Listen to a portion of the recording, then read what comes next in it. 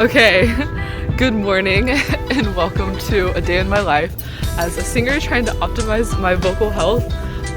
So I have an a cappella concert on this Saturday, but I'll just try to practice some general ways to have good vocal health throughout the day today. So we were walking to lunch.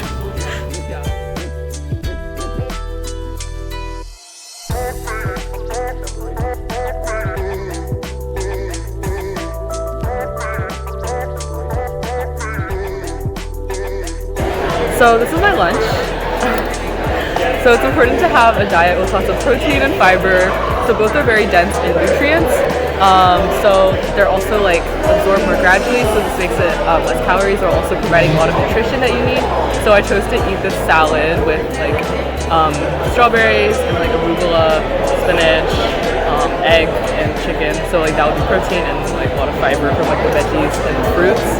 So eating this kind of food prevents problems such as GERD, which can lead to vocal problems such as contact ulcers, granulomas, or nodules. And you do also want to avoid drinking milk. So Anya's drinking a Frappuccino. So that would be bad if you're going to be singing a lot because it leads to excess mucus production. But drinking water is really good, and you want to drink between 8 to 13 glasses of water to stay hydrated so your vocal folds are adequately replenished.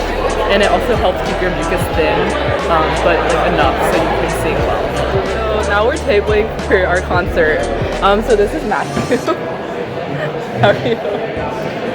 I don't know, my head kind of hurts. I don't know, I think it needs some aspirin. Oh my gosh, Matthew. What? Okay, here, I have some Tylenol. You can take this one. So, Aren't aspirin? they the same? No, wait, you're literally a singer, Matthew. So aspirin, basically it'll stay in your system for 7 days, and then it also dries out your voice as an anticoagulant, and so you're more likely to get vocal nodules or hemorrhage and all those different things.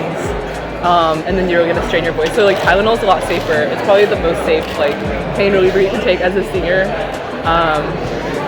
But yeah, it stays in your system for a day, and then you do have to watch out and be careful not to strain your voice, but it's a lot better than aspirin. So you should take this instead. And Matthew, why are you drinking coffee? It's also bad for your voice. It also makes you, it's a diuretic, so it makes you dehydrated. So you should also not drink coffee. My concert's coming up so soon. Okay, so now I'm heading to the gym. So any kind of exercise is really good for anyone, but also for singers.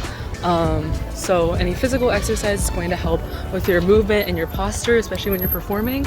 And then also it'll help with your breath support when you're singing, but also is very important for your mental health, and it'll improve your vocal practices and performances. Okay, so I just ran into my friend, but I didn't scream or shout his name because screaming and shouting are very bad for your vocal folds. And you should avoid it because it is vocal abuse. So now I'm at a cappella rehearsal, and I will be showing our warm-ups and warm-downs before we start singing. Okay, I'll just pause. 1, 2, solemnly swear. 2, ready, swear, go. I solemnly swear I am up to no good. I solemnly swear I am up to no good. 1, 2, ready, go. Yeah, yeah, yeah, yeah, yeah. Yeah, yeah, yeah, yeah, yeah. Yeah, yeah, yeah, yeah, yeah. Great, that was such a good run through of Out There, guys. Way to go controlling your voices. Now let's take a break. Hey, so we're on break right now because we just sang for an hour, so we're gonna have a 10-minute break. So that's good for your voice because you need to rest your voice. So this is Nora. So she actually had a vocal nodule, so I was gonna have her talk a little bit about this. Yes, so I am a first year here at WashU right now, and when I was a sophomore in high school, I completely overworked my voice. I was in an honors choir, I was in an a cappella, I was in a musical, I was just talking all the time, I was getting little sleep, and all of those factors combined gave me vocal nodules, and I found that out because my range decreased significantly. I'm a soprano, I could not sing as high as I used to.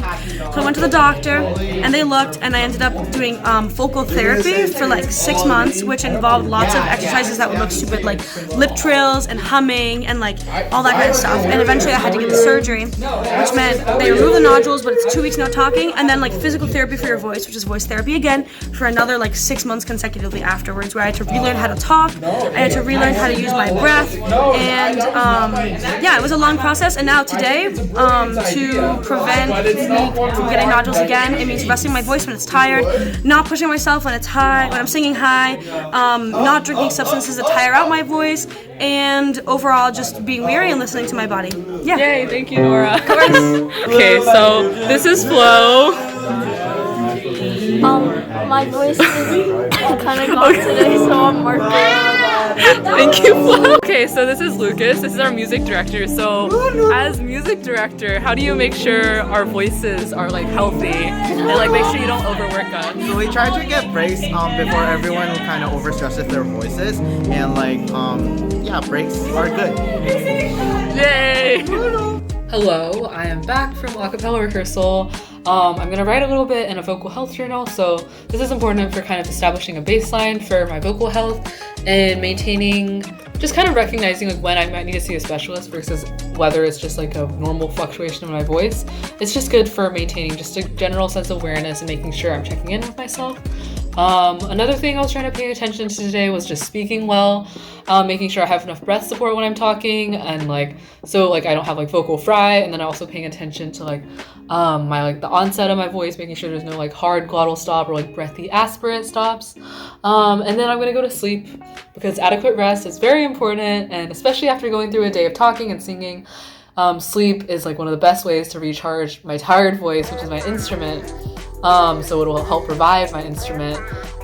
So when I'm like fatigued, I'm more likely to like overdo it and kind of strain my voice. And it's also important so that like I don't end up drinking too much coffee tomorrow morning, which would also be bad for my voice because that's dehydrating. And again, like it can be that cycle where I get like more damage faster. So yeah, thank you so much for following my day to optimize my vocal health.